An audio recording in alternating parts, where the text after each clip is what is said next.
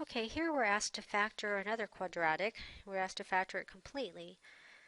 So remember, the very first thing we ask ourselves when we're factoring is there a greatest common factor that can be pulled out, that I can factor out from each term? So I have three terms here. I have a 3w squared, a minus 3w, and a negative minus 90.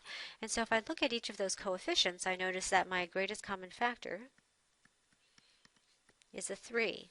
And I don't have any more, I don't have a w with my last term, so that's it. I can factor out a 3.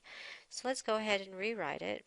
So I'm simply left with w squared minus w minus a 30. And then I think to myself, well, I have these two factors now. Can I do anything with either of those? Well, sure enough, this one looks a little bit like a quadratic in the form of x squared plus bx plus c, right? Because this leading coefficient is 1. So if I want to factor this quadratic out, I say to myself I can use the double bubble.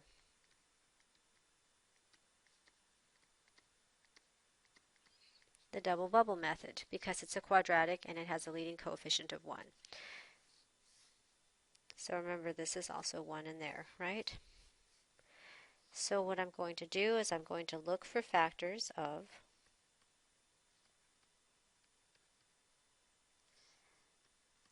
negative 30, and those factors have to add up to the middle number, negative 1. Now notice I'm not taking the variables, right? I'm just looking at the coefficients. So if I start thinking about what are some factors of 30, if I don't see, of negative 30, I'm sorry, and I don't see it right away, let's just go systematically through the numbers. So if I know that it's a negative, they have to multiply out to be negative 30, I know one has to be positive and one has to be negative. And since they have to add up to a negative number, the larger number is negative. So I'm going to start with 1. I have 1 and negative 30, but 1 plus negative 30 equals negative 29, so that doesn't work. I can try 2 and negative 15, and I'm sure some of you already see where we're going, right? I'll just go through this exercise. So I have 2 plus negative 15 gives me a negative 13.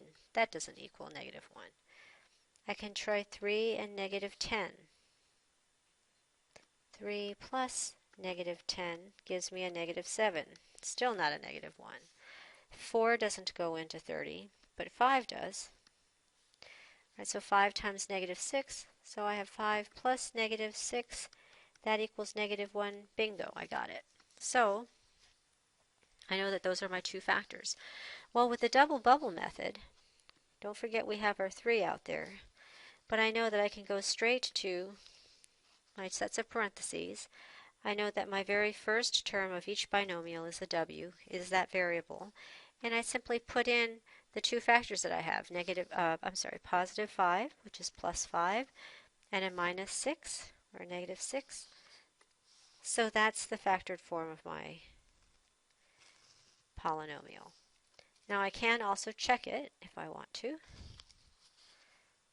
So I could check, and by simply multiplying everything out, 3 times the quantity w plus 5, w minus 6. So I'm going to go ahead and do this part of it first, and I get w squared minus 6w, right, minus 6w plus 5w minus 30, or 3 times w squared minus w minus 1w, right, minus 30. And now if I distribute out this 3 to each term inside, I get 3w squared minus 3w minus 90. And if we look back to our original problem, that's what we started off with. So sure enough, it checks.